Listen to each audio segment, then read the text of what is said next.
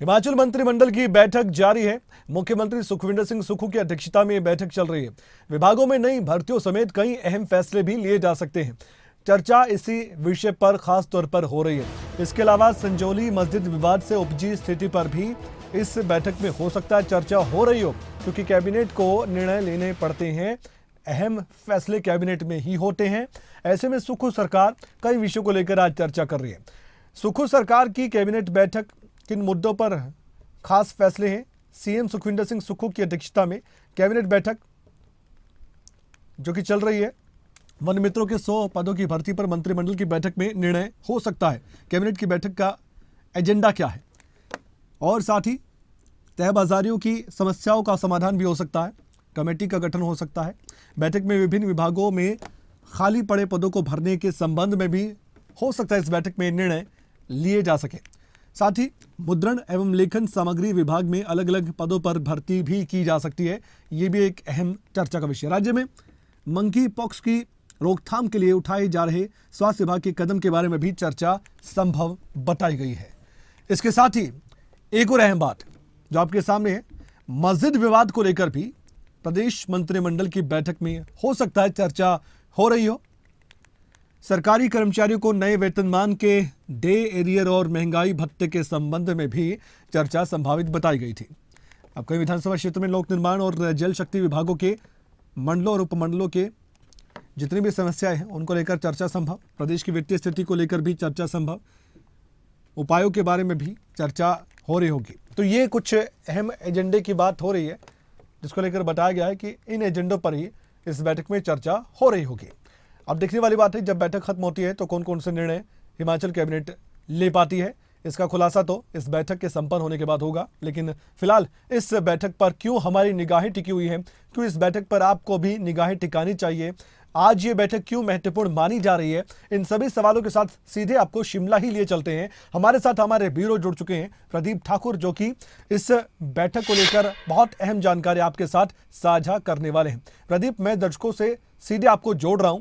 हिमाचल के दर्शक हैं, बाकी अन्य राज्यों के दर्शक जो हिमाचल प्रदेश की राजनीति पर नजर रखते हैं। आज ये बैठक अहम क्यों है? प्रदीप, आप बताइए। Over to you.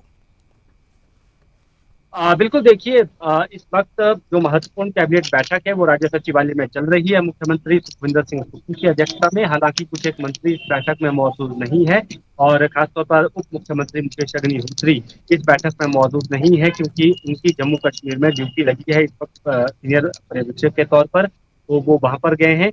और कैबिनेट मंत्री चौधरी चंद्र कुमार भी, जगत सिंह नेगी भी इस बैठक में मौजूद नहीं है। तो बाकी मंत्री इस बैठक में मौजूद हैं। और इस बैठक को हम इससे भी महत्वपूर्ण कहेंगे क्योंकि मानसून सत्र के बाद ये जो संजौली का विवाद हुआ उसके बाद ये पहली बैठक हो रही है। और इस बार मानसून सत्र के दौरान भी विधानसभा सेशन जब लगा था उस वक्त भी कैबिनेट बैठक नहीं हुई थी। अमूमन सत्र के दौरान कैबिनेट हुआ करती है, तो इसलिए जो काफी पेंडिंग जो काम है और खास तौर पर जो मुख्यमंत्री ने घोषणाएं की हैं अलग अलग दौरों के दौरान, उनको भी मंजूरी कैबिनेट में दी जा सकती है। चाहे कोई स्कूल अपग्रेड करना हो, कोई नया संस्थान खोलना हो।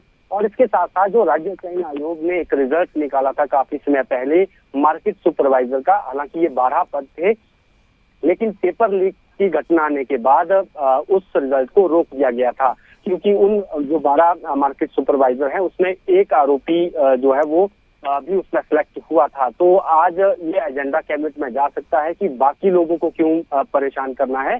तो एक जो आरोपी है उसको छोड़कर बाकी के रिजल्ट घोषित करके उनको ज्वाइनिंग दे दी जाए। तो ये आज एक फैसला हो सकता है, इस तरह की जानकारी है।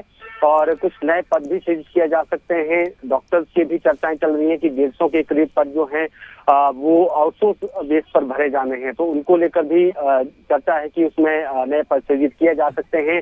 और बहुत सारे पोस्ट कोड हैं, कुछ भर्तियां हैं वो पेंडिंग चल रही है। और हमने आज देखा भी कि राज्य सचिवालय के बाहर जो शिक्षित बेरोजगार युवा हैं वो यहाँ पर पहुंचे, अभी भी यहाँ पर नारेबाजी जो है कुछ देर पहले तक कर रहे थे कि जो पेंडिंग भर्तियां हैं और जो रोजगार देने की बात जो गारंटी दी है सुक्खू सरकार ने, उसको पूरा किया जाए और इस कैबिनेट भर्ती में कुछ नई पदों को सृजित किया जाए। तो अब देखना ये होगा कि आज की जो कैबिनेट होने वाली है उसमें नए पद कितने सृजित किए जा सकते हैं। और दूसरा जो मस्जिद विवाद जो संजौली में चला था, काफी टेंशन उस दौरान रही। लेकिन अब जो राज्य सरकार ने फैसला किया था, सर्वदलीय बैठक भी बुलाई गई थी और उसमें ये कहा गया था कि एक कमेटी बनाई जाएगी और विधानसभा अध्यक्ष के हवाले जो है पूरा मामला किया जाएगा। वो पक्ष विपक्ष की एक कमेटी बनाएंगे, फिर जो स्ट्रीट वेंडर पॉलिसी है उसको बनाया जाना है। तो कैबिनेट में भी इसको लेकर चर्चा हो सकती है कि जो सारी स्थिति उपजी हुई है तो अब इसको लेकर आगे क्या करना है। और ये तो आने वाले समय में जो समाज में जो समुदाय के भीतर कोई तनाव ना हो अनावश्यक और कोई लड़ाई झगड़े जैसी नौबत ना पड़े, तो संभवतः उसको लेकर भी अनौपचारिक तौर पर कैबिनेट इसको लेकर चर्चा कर सकती है। तो देखना ये होगा जब कैबिनेट बैठक खत्म होगी तो और बड़े फैसले इसमें क्या किए जाते हैं। जी, साथ ही एक सवाल और भी है प्रदीप, यहाँ पर हिमाचल कैबिनेट के सामने मौजूदा चैलेंजेस क्या क्या आपको लगते हैं? कौन कौन से ऐसे अहम निर्णय हैं जो लेने ही पड़ेंगे मौजूदा स्थिति को देखते हुए हिमाचल की? उस पर गौर कीजिए, थोड़ा उस पर नजर डालकर आप बताइए गौर करके हमारे दर्शकों को।